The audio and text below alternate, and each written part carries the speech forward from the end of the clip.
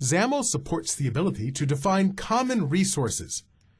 A resource can be a style, a reference to an external object, or a data source, and it can be defined in a number of different locations.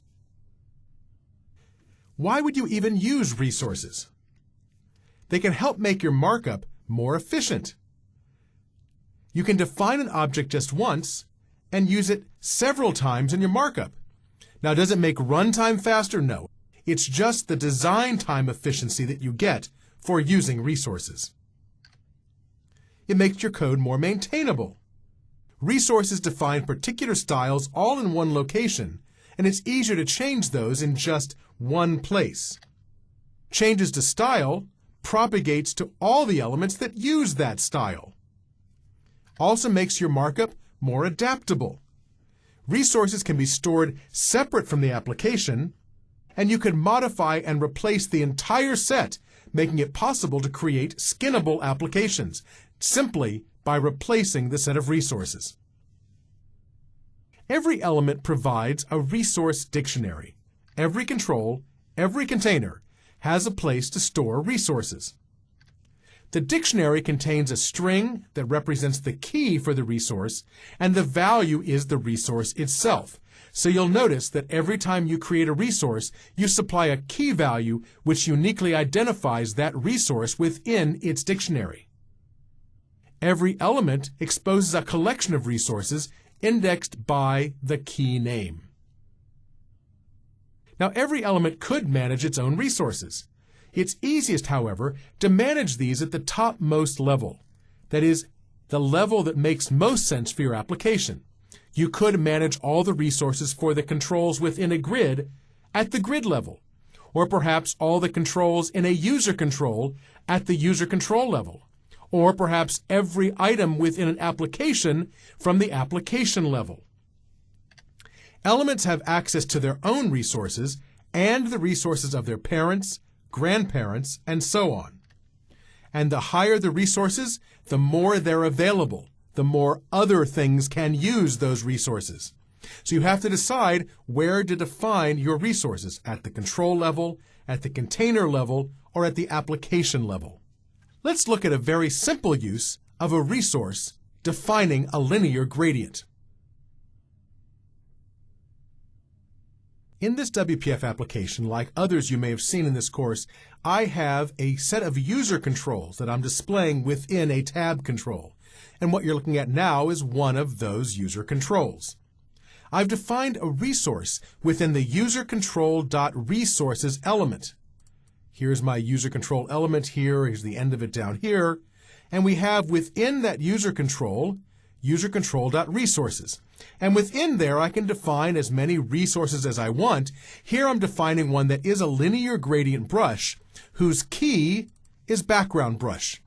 X:\key, remember the X namespace is used for things dealing with code, resources, styles, and so on. So X:\key is the attribute that defines the key for this within the dictionary of resources. This becomes the value of the dictionary entry, which defines the actual resource. Now, defining a resource isn't the same as using the resource. Down here in this border, you can see I've specified the background as being a static resource named background brush. This is a markup extension that says when it comes time to render this thing, go look for a static resource whose name is background brush. It finds that static resource not in the border itself, not in the grid that contains it, but in the user control that contains that. So it's a grandparent's resource that gets used within this border control.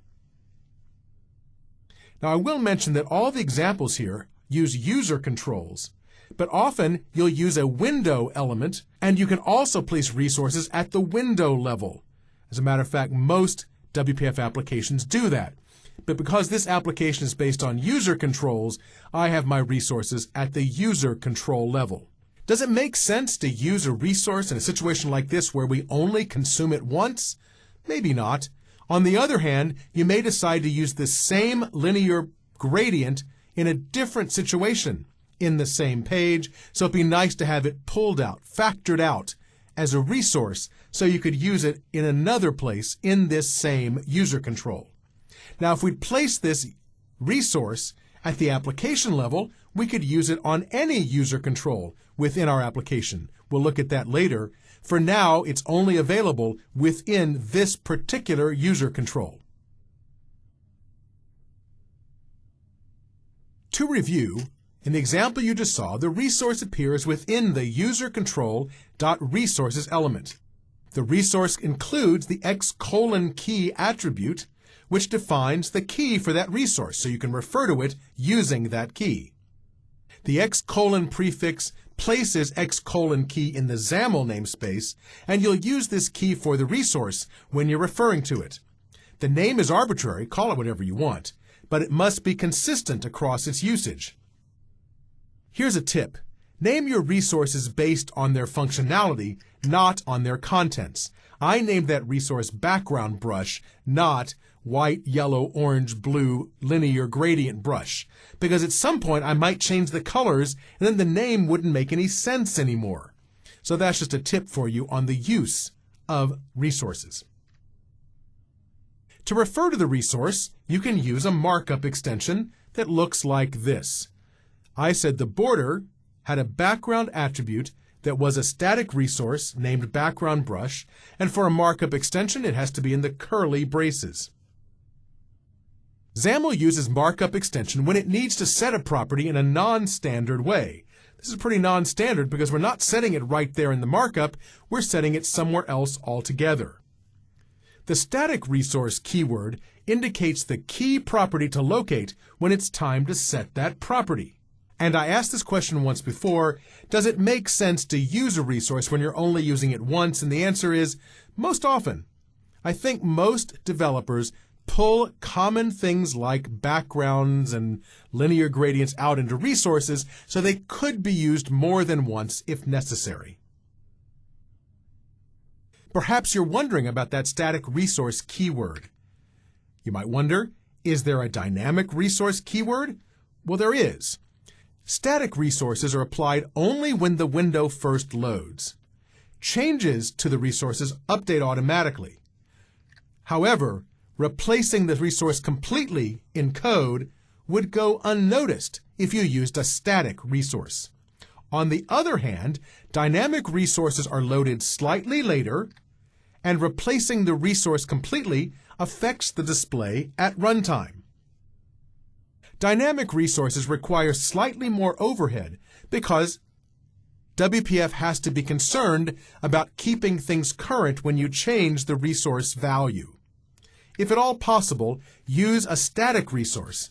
That is, if you're not intending to change what the property refers to in the control or the element that uses the resource, using a static resource will save memory and time. On the other hand, you should know that if you have a static resource and you modify it in code, but you don't change its entire object, that is, you don't change to a different resource altogether, changing a static resource will update the WPF application, even if it's a static resource. If you do want to change to a different resource altogether in code, you'll need to use a dynamic resource.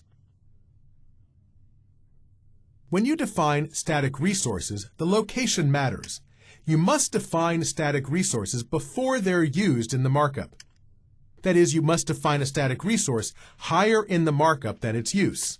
The XAML parser reads from top to bottom and expects to find the resource defined before it's used.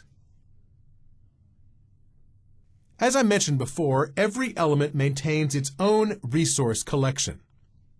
Every element also has access to the resources of its parent, grandparent, and so on. Each element will use the most local resource it finds if there are conflicts. For example, you might have a resource named background gradient defined at the current element level and again at the container level. The element will use its own resource rather than the one at the container level. It won't be a problem. It will just use the most local one it finds. If you want to refer to a resource in an element, just remember the element looks first in its own resources, then its parents, then its grandparents, and so on. Where does this search end? At the topmost level, in the application level XAML file. If you refer to a resource that the XAML compiler can't find in the current page or user control or wherever you are, it will look as a last resort in the application level XAML. If it can't find it there, if it doesn't exist, then you got a problem and your code won't compile. Let's look at an example of using the hierarchy of resources. I've loaded the sample page resource-dictionary.xaml, which is a user control that contains several buttons. Let's look at the buttons to see how we set the background for each. So here, what do we have? We have a button whose background is a static resource named Stack Panel Background Brush. Okay, well here we have a Stack Panel Background Brush, which is defined right here in the stack panel that contains these two buttons. It finds this background brush resource one level higher than itself in its container, and that gives us a pink solid color background brush. Okay, the next button looks for a static resource named background brush. It doesn't find it in its own resources. It doesn't find it in the stack panel resources. Where is it going to find it? Well, if we look in the user controls resources, there we find a background brush. And this background brush should look familiar from the previous example. But in any case, we're using this resource for the second button. The point of this exercise is to note that the first button found its static resource on its parents' resources, and the next button found its resource in its grandparents' set of resources. And there's nothing wrong with that. What if you want to refer to a static resource which is defined in an element from that element's markup? Well, the problem is the resource must be defined before you use it. In order for that to work, you'll have to rearrange the markup and have the nested element syntax instead of the attribute syntax for that background property. Otherwise, there's no way to arrange the markup so the definition of the resource occurs before the use of the resource. Let's look at how you can make that happen. In this example, Resource Hierarchy 1, which is ostensibly the same as the last example, there's one wrinkle added. I wanted the stack panel itself to use its own background resource to define the background for the stack panel. The problem is, for a static resource, you must define the resource before you use it. And if I wanted to come up here and define the background as an attribute, like I would here, I'd have to be setting it before I'd actually define the resource, which is here. To get around that, instead of using the attribute syntax for the background property, I can use the object.property element syntax instead. So here's where I'm defining the background property of the stack panel. You can see that the way we do that is to use a static resource element within that property with the resource key attribute indicating the key for the resource. In other words, this syntax here is exactly the same as this attribute syntax here. And this markup extension is a shortcut for this element, the static resource element, where the resource key is specified here. This must correspond to that resource key attribute in the static resource element. The only reason we're doing that here is because we want to make sure that we've defined the resource before we use it in the markup. There is a workaround for this, by the way. We could specify the background here if I was willing to use a dynamic resource, because for dynamic resources, they're parsed out after the entire file has been parsed by the XAML parser. Even though it runs a tiny bit slower, Dynamic resource does make it possible to use a resource in your markup before it's defined in the markup. So what happens when the XAML parser finds two resources with the same key? Well, that's obvious. It'll always use the most local resource. It starts looking at the current element that moves upwards from there. It stops when it finds a match. If a higher level resource has the same name, it doesn't care, doesn't even notice it. Therefore, you can use resource names as long as the names appear in different resource dictionaries. That is, within a single user-control.resources element, you can't have two resources with the same key. But you can have resources with the same key at different levels of the hierarchy. Let's look at an example that shows how that resource naming conflict gets handled by the parser.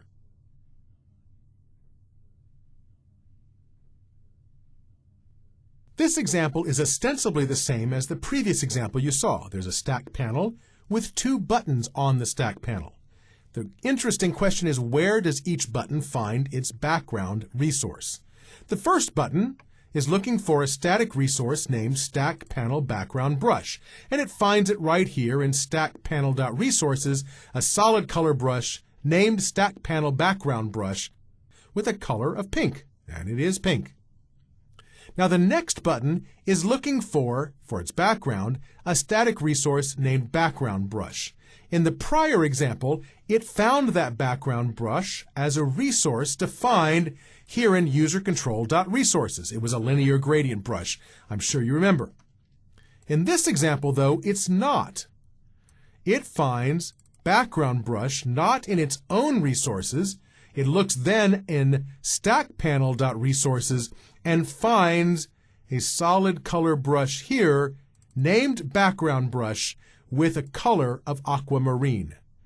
Therefore, this button no longer gets its background resource from the user control. Instead, it gets it one level lower at the stack panel resources. It looks here, doesn't find it. It looks here, it does find it. Even though these two resources have the same key, there's no conflict because they exist in different resource dictionaries. What if you want to use a resource in more than one XAML file? That's the highest level you have for each file, is putting resources at the file level, user control, window, whatever. In that case, you can place the resource in application level XAML. You'll place this in an application.resources element. That can also contain a definition for an external resource dictionary, which we'll have more on that later on. So why wouldn't you always use application-level resources? It's the same issue as using global variables. Why not use global variables for all your variables? It affects maintainability. There's no way to tell which XAML uses that resource. And if you're using a resource just a few times, you'll definitely want to define it locally. If you're using a resource in every XAML file, then you'll want to define it globally in that application level resource file. Let's look at an example that shows off using application level resources. In this example, application level resources, we have a grid which contains two stack panel controls. The first stack panel maintains its own set of resources. It has a resource named background brush, a solid color brush which is cyan, and down here, using the object.property syntax for elements, it lays out a static resource which uses that background brush. The second stack panel, though, defines its background to be a static resource named background brush as well. Well, this stack panel has no resources defined, so it looks one level higher, not at the other stack panel, but at the grid. The grid doesn't have any resources defined. How about the user control that contains them? Nope, no resources there either. Since there's no resources in scope that it can use, it looks finally at the app.xaml file. Here you can place application-level resources in the application.resources element. Now I'm not going to talk about this resource dictionary and resource dictionary.merged dictionaries until later. But you can see here a radial gradient brush resource named background brush. It has gradient stops which have an offset of 0 for blue and 1 for white, and that must be defining this resource here. So since this stack panel couldn't find its resource anywhere else in scope, it ended up looking at the final location, the application level XAML file, and finding its resource there. Normally, you can figure resources in the markup for your page, but sometimes you may need to modify them in code at runtime. It's easy to find the appropriate resource and make changes in code. Resources are stored in dictionaries indexed by the key, so all you need to do is, knowing the key, find the right dictionary. Sometimes that's easy, sometimes it's not, but that's the trick, finding the correct dictionary. To make it easier to find the correct resource dictionary, WPF supplies the find resource and try find resource methods. This looks up the element tree from where you start to find the resource that the element actually uses. It emulates what we just did when looking through resources. There's no guesswork involved. Find resource raises an exception if it doesn't find the resource you're asking for. Try find resource returns a null reference on failure. This is the easiest way to find a particular resource, and you have to find the resource in order to change it. I need to mention that WPF optimizes for changes to resources. It supports the concept of freezing resources. Because you can modify the state of any resource at any time in code, WPF has to keep track of all their resources and update the display if you do. If you're not going to make changes, there's no reason to always poll all the resources to see if they've been changed to update the display. To ensure that you don't make changes, resources are read-only, that is, they're frozen. You can freeze your own objects if you want, and you can unfreeze objects that you freeze. You would freeze them so other code can't make changes to them. On the other hand, you can't unfreeze resources. Therefore, it would seem like you can't modify resources in code in WPF. What you have to do is clone the resource, reassign the value, and then modify your clone. This requires, however, that you've used a dynamic resource rather than a static resource. Remember, when you reassign the value of the resource totally, you have to have used a dynamic resource. If you try to do this with a static resource, you can change it all you want. You'll just never see that change on the screen. I've run the sample application and I'll choose Code Modifications, and here I can click the first button to change the text color from blue to red. Here I can click the Change Background button, and that will change the radial gradient brush in the background from having blue at the center to having white at the center, and I can switch back and forth between those two color settings. I'm just swapping the colors, in other words. Let's see how this works. If I look at the Resources in Code page here, you'll see that I've laid the page out so that we have two buttons, each whose foreground property is set to a static resource named TextBrush. And that static resource is defined right here in the user control. On the other hand, the stack panel itself has a background defined as a dynamic resource named Background Brush. Well, that's not defined anywhere here. That's defined in the application level XAML, which is here. Now, why is it a dynamic resource? Because it won't work unless it is, and we'll show why in just a moment. When I click the button, what's the code that I'm running? Here, when I click the first button, I get a reference to that sender and store it away in a variable named btn. Now, starting at that button, I want to search for a resource named TextBrush, and it finds that resource by calling the try find resource method. That either returns something or it doesn't. If it does find something that isn't null, I'm going to set the color property of that brush to be red. Now, how come this works as a static resource? Because WPF doesn't freeze local resources, just application level resources. So I can use a static resource in this case because this resource is defined locally, right here within this user control.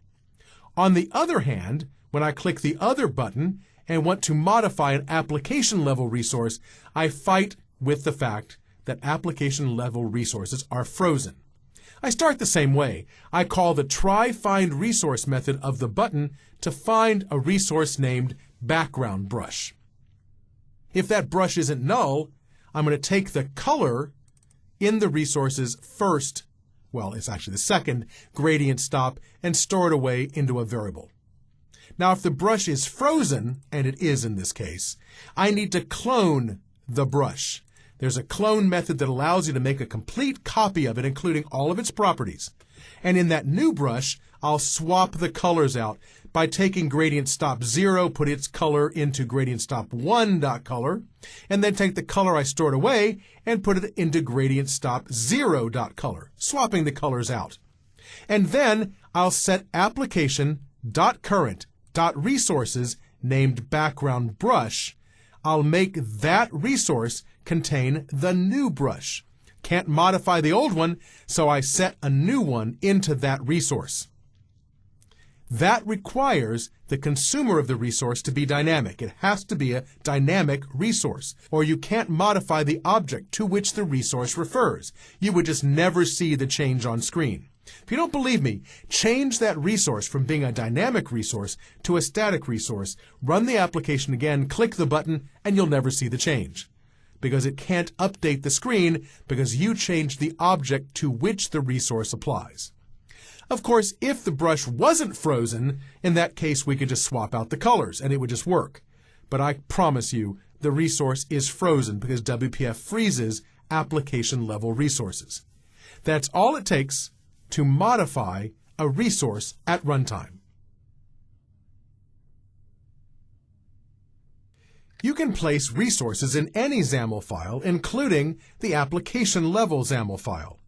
Maybe you need to share resources between applications, not just within an application. Maybe you want to move all your resources to a separate file that contains only resources. This is, in effect, an external resource dictionary, and a resource dictionary provides this functionality. It's simply a XAML file with nothing in it except resources. Visual Studio makes it easy to add a resource dictionary. All you have to do is add a new item to your project, select Resource Dictionary, and it creates an empty resource dictionary for you. I've already done that for this project, so we can examine the resource dictionary that I've created. I've added to my project two resource dictionaries, one named Border Brushes and the other named Button Brushes. Let's look at these. Each one is a resource dictionary at the root element, and each one contains the same namespaces you've seen defined in other XAML files. This one contains a single solid color brush resource whose key is button background brush, color is yellow. The other one contains the same markup plus two resources, a red border brush and a linear gradient brush named border background brush. These resources are used in the sample page named Resource Dictionary. Here you can see that we have a background set to a static resource named border background brush and a background for the button set to a static resource named button background brush. Well, neither of those resources is found here in this user control, so the next place to look is in the application level XAML. If we look here, they're not defined here either. But what do we find here? We find here within the application.resources element, an element named Resource Dictionary. Within that resource dictionary, we find a radial gradient brush resource defined as just a bunch of loose XAML sitting here. And also, we find a resource dictionary.merged dictionaries element. This allows you to define external resource dictionaries. Here in a resource dictionary element, we have source equals and the path to that external resource dictionary.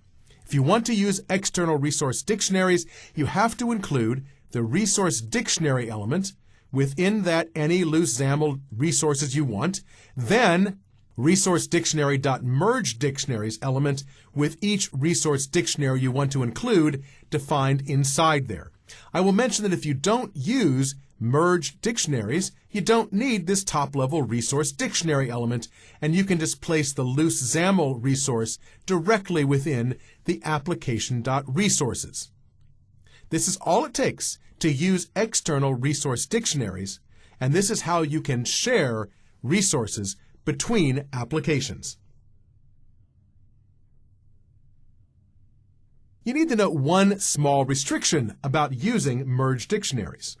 Although you can have resources with the same name in separate or overlapping sets of resources, you can't in merge dictionaries. Because remember how merge dictionaries get merged. They're placed within application.resources in the application XAML file, and since that defines a single scope, you can't have multiple keys that are the same within that dictionary. So you need to make sure that since they all end up in the same dictionary and the dictionary is indexed by key, all merged dictionaries share the same key name namespace. Therefore, it's important that every merged dictionary that you create have a unique set of key names. You may find it useful then to use a naming convention that forces this to be true.